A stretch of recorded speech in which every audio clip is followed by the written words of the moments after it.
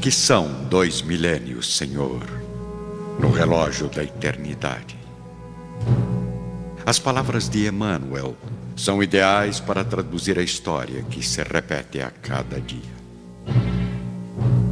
Há 2000 anos, a inveja já existia.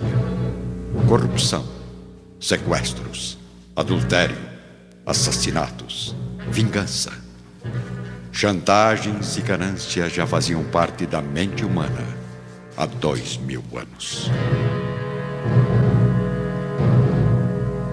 A partir de hoje, você vai comprovar na alma que a história dos desafios humanos se repete desde as eras mais remotas. Será testemunha de que a vida material nada mais é do que uma passagem, um portão de entrada para abrigar dentro de si a maior esperança que existe. Uma força interior chamada fé. Veja com os ouvidos, ouça com o coração. Aqui começa uma história antiga, mas verdadeira. Triste, mas humana. Longa, mas com ensinamentos que vão tocar sua mente a cada dia. Voltaremos a uma das épocas mais fascinantes da humanidade. A Roma antiga, dos monumentos grandiosos, das expressões políticas que fizeram escola no mundo, do poder imperial, detentor da fortuna e da inteligência. Voltaremos 20 séculos. Passearemos nossa visão interior pelas construções elegantes das colinas da vaidade. Veremos na alma os velhos aquedutos, os mármores sagrados, as termas que abrigavam todo tipo de perversão humana.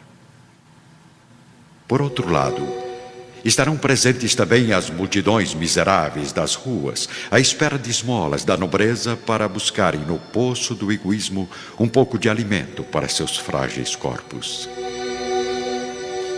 Das escalas mais humildes aos palácios mais fartos, porém, existia um respeito profundo ao império fundado por Augusto, que vivia em luta constante pelo poder nesta grande Babel do pecado.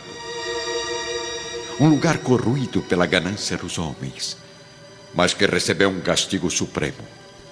Um terremoto de mudanças cruéis, ruínas que transformaram o luxo em pobreza, os circos em lágrimas, os senhores mais ricos em escravos da miséria.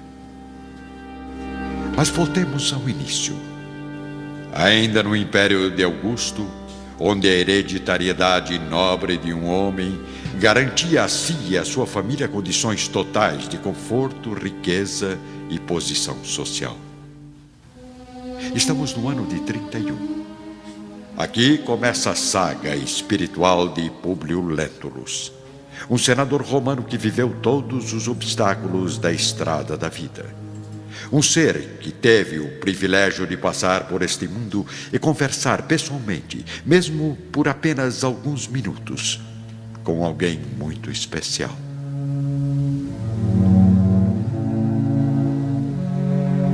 Há 2000 anos, Públio Lentulus, político orgulhoso e racional, encontrou este homem no caminho de sua existência e aprendeu uma lição eterna com o maior mestre da história, Jesus Cristo.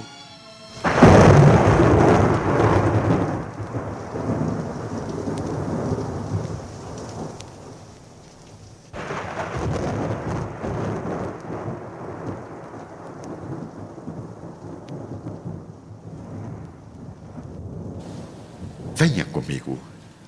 Esqueça tempo e espaço. Transporte sua mente para 2000 anos atrás.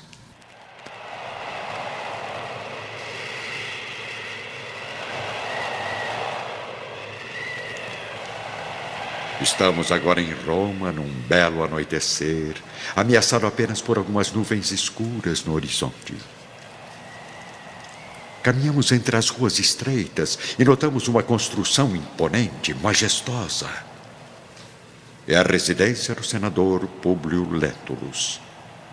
Homem ainda moço, descendente de uma família de cônsules da República. Em companhia de Públio está Flamínio Severus, também senador, um pouco mais velho que o nosso anfitrião.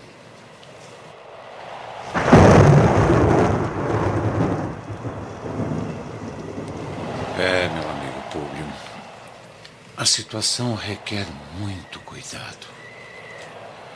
Você realmente já levou Flavinha a todos os médicos de Roma? Infelizmente, Flamínio. Eu não sei mais o que fazer.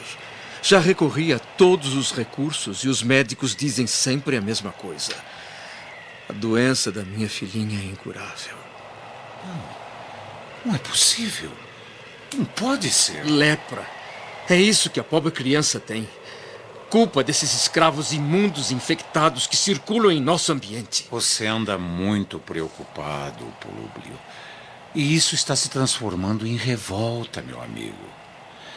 Pense a respeito de uma longa viagem de férias a um lugar tranquilo.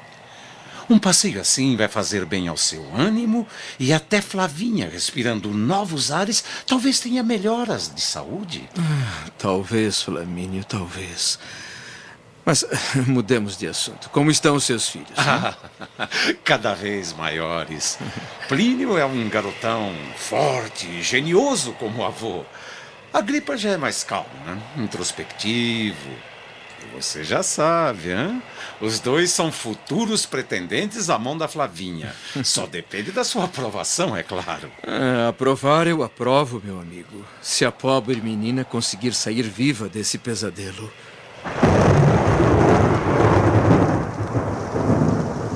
A chuva fica ainda mais pesada em Roma. Públio e Flamínio se dirigem ao ambiente acolhedor da biblioteca do palácio. Eu não perco as esperanças no restabelecimento da menina. Confiemos na força dos deuses. Deuses. Sabe que eu não penso em outra coisa ultimamente. E faz muito bem. Há algum tempo eu venho lendo a respeito de antigas crenças e mistérios. E cada vez eu fico mais confuso. Por acaso você acredita que todos nós possamos regressar depois da morte ao teatro da vida em outros corpos? Mas é claro que não. Isso não passa de insanidade dos novos profetas que estão invadindo nossas crenças. E por que a loucura não pode estar com a razão? Como podemos explicar as contradições que existem neste mundo? Por que minha filhinha está com a carne dilacerada e apodrecida, enquanto vários ladrões miseráveis gozam de perfeita saúde? Que teria ela feito para receber tamanho castigo dos céus? Isto só pode ser uma dívida cruel com o seu passado espiritual. Não alimente esses devaneios, Públio. O passado nunca irá explicar o nosso presente, seja ele como for. Não existem crenças mais preciosas que a nossa. O culto infinito ao poder dos antepassados. Sem dúvida, Flamínio, mas minhas dúvidas não dizem respeito somente à Flavinha. Há várias noites eu tenho sido torturado por um sonho incompreensível. Um sonho? Mas o que está acontecendo com o Públio Lentulus, racionalista e frio que conheço há tantos anos? Não sei. Mas eu sinto que essa pergunta está muito próxima de ser respondida. Através de outro sonho? Não. Através de uma força suprema que vai mudar nossas vidas. Públio Lentulus respondeu à pergunta do amigo mergulhado em profundas dúvidas, mas ao mesmo tempo certo de que seu sonho era muito mais que uma simples fantasia.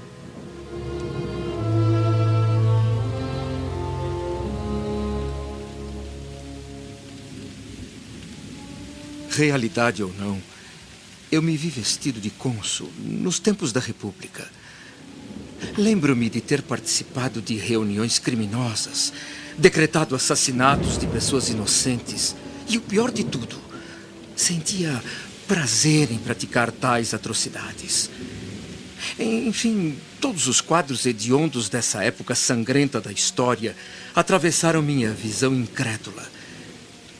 E eu fui o autor da maioria deles, conspirando contra os inimigos pessoais através do poder que exercia, mandando arrancar os olhos de adversários políticos na minha presença.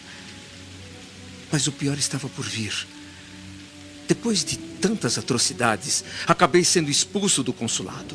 Senti a vingança dos meus atos nas mãos dos piores carrascos e fui torturado até o estrangulamento, experimentando todas as dores e angústias da morte. De repente, me senti envolto nas trevas mais profundas e passaram por mim todas as minhas vítimas do passado, clamando por justiça e vingança. Me lembro, contudo, de haver sentido a presença confortadora de minha esposa. Então notei que sua alma me era familiar desde as épocas mais remotas. Ela me conduziu a um tribunal estranho, onde figuravam juízes supremos, iluminados por auras de sabedoria. O que possuía a luz mais intensa dirigiu-me a palavra. Ele determinou minha volta às lutas do mundo para lavar minha alma das injustiças que havia cometido. Previu muitas dificuldades e desafios que trariam a regeneração eterna e que viria somente através da renúncia e da humildade. Eu voltaria ao mundo com saúde, riqueza e posição social, mas haveria de desprezar toda a fortuna e todos os valores em troca do perdão supremo. E depois, o que mais você viu? Uma legião de almas límpidas e graciosas me envolveu num sopro de beleza, confortando meu coração com seus sorrisos bondosos. Aos poucos eu senti o meu corpo flutuar. Estava regressando à terra. Observei Roma, que já havia mudado bastante, agora com novas construções que meus olhos jamais haviam visto antes. Tive a comoção de olhar meu pai ainda jovem, estudando os processos do Senado exatamente como fazemos hoje. Então eu senti uma angústia profunda, uma vertigem inexplicável. Despertei com febre alta, como se um terremoto houvesse atingido a minha alma. Isso tem alguma explicação ou será pura fantasia, meu amigo? Explicação? Sim. É claro que o que acabou de narrar não pode passar de um simples sonho. E isso, para nós, é uma grande ameaça. Afinal, a imaginação é inimiga de nossas atribuições práticas de senadores. Lembre-se que, por sonharem demais, os atenienses mais prósperos se transformaram em míseros escravos. Além disso, caro Públio, seria justo renunciar a seu amor próprio e à posição da sua família levado somente por essas fantasias? É lógico, Flamínio. Um simples sonho não pode dar margem a tantas dúvidas em minha vida. Mas a verdade é que você não sabe nem a metade. Não? Mas como não? O que você quer dizer com isso, Públio? Venha comigo.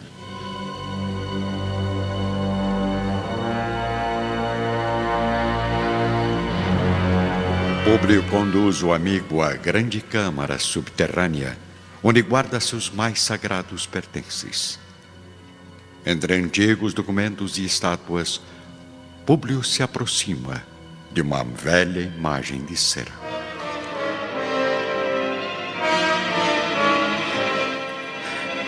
Reconhece? Sim. Trata-se de seu bisavô paterno, estrangulado há quase um século durante violenta revolução. Públio Lentulus Sura. Assassinado há exatamente 94 anos. Agora, repare bem nos traços da estátua. Veja a semelhança que existe entre o pai de meu avô e eu. Não estaria aqui a resposta para este meu sonho indecifrável? Realmente, a semelhança é impressionante. Mas ela, como você sabe, é bastante natural e possível. Afinal de contas, existe a questão hereditária. Isso, porém, não me satisfaz plenamente. Consegui há poucos dias todo o acervo de papiros de meu bisavô. Veja estes documentos. A caligrafia é exatamente idêntica à sua. E não é só isso. Encontrei aqui várias sentenças de morte, as quais me vi decretando no meu sonho. Eu não sei mais o que está certo ou errado. São muitas coincidências. Há dias vivo este dilema no meu coração.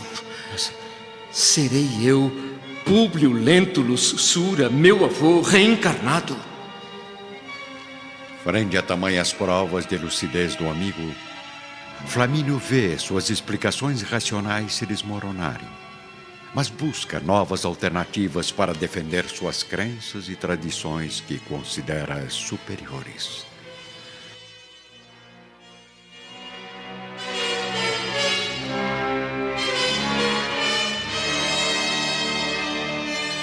Bem, meu amigo, em relação ao que acabei de ouvir, eu só posso concordar com esses acontecimentos impressionantes. Mas não podemos arriscar nossas responsabilidades no rumo incerto de conclusões precipitadas. Mesmo crendo na verdade do que acabou de dizer, eu não acredito que devamos mergulhar nossas dúvidas nesses pensamentos misteriosos e pouco práticos. Além disso, recomendo não estender esse assunto além do nosso círculo fraterno, pois a grande maioria de seus adversários políticos usaria isso contra você, não se esqueça. Novamente, o aconselho a tirar uns dias de descanso. Poderia passar algum tempo na Palestina com a família. Você esqueceria o tumulto da civilização, regressando mais tarde ao trabalho com novas energias. A ideia me parece muito boa, pois mas então, Lívia não está em condições de fazer uma viagem tão longa e cansativa. Por quê?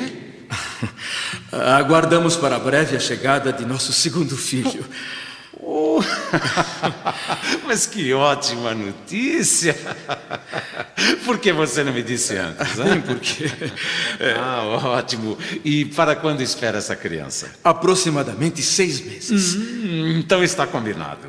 Irá para a Judéia exatamente daqui a 1 ano. E os amigos se despedem felizes pelo diálogo proveitoso e agradável. Mas Públio, ao se ver sozinho ao lado da imagem de seu antepassado, não consegue esquecer o sonho, as dúvidas, as contradições e os pensamentos que o perseguem. Na varanda do palácio, sob o luar intenso que se forma após a chuva passageira, ele observa sua cidade gloriosa e vê no horizonte da própria mente uma tristeza inexplicável. Uma onda orgulhosa impede suas lágrimas de transbordarem. Mas seu coração sensível e angustiado bate mais forte no ritmo das mudanças que estão por invadir sua vida.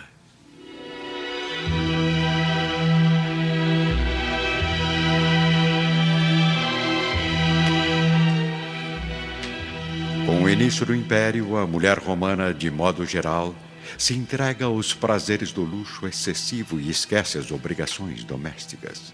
Mas existem ainda aquelas que se orgulham das boas e velhas virtudes familiares.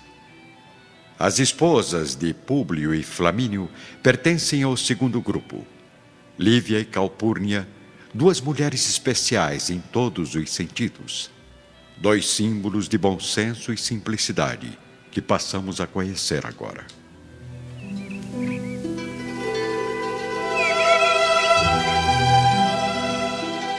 Só os deuses sabem como tenho vivido, desde a notícia de que a doença de Flavinha é incurável. Eu já tomei todas as providências, Calpurnia, para que a coitadinha fosse isolada do nosso círculo de relações, atendendo às exigências médicas sobre essa moléstia horrorosa. Mas quem disse que o mal não tem cura? Lembre-se de que a ciência dos homens também pode falhar. Eu já perdi as esperanças. Há 3 anos, Plínio e Agripa adoeceram misteriosamente. Os médicos previram apenas alguns meses de vida aos meus 2 filhos. Mas eu não me entreguei. As palavras da razão não. Eu orei dia e noite, pedindo a proteção aos deuses. E aqui estão os meus 2 maiores orgulhos, cada vez mais saudáveis e fortes. Eu não sei. Eu não consigo acreditar em mais nada. Não desanime, Lívia. Faça essa viagem com seu marido e sua filha. Algo me diz que isso trará bons resultados. Ai, assim espero. Públio deseja que nos mudemos por uns tempos para a residência de seu tio Sálvio, em Jerusalém. Mesmo sendo um lugar muito distante, ele acredita que o esforço dessa viagem cansativa será recompensado pela melhora de nossa filhinha. Sinto ter de dizer, Lívia, mas você precisa estar preparada para o desafio que irá enfrentar nessa nova cidade. Nossa! Quanto mistério, minha amiga! Em Jerusalém, você vai encontrar pessoas de costumes bem diferentes dos nossos. Gente interesseira, perigosa e, mais do que isso, vingativa. Mas Sálvio Lentulus sempre foi um homem importante, bem relacionado. O tio de meu marido não iria nos colocar em contato com esse tipo de pessoas. Pior que isso, a mulher dele é esse tipo de pessoa.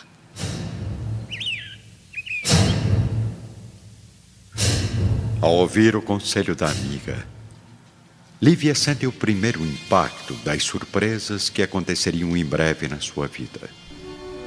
E a maior delas terá um nome bastante conhecido da humanidade: Pôncio Pilatos.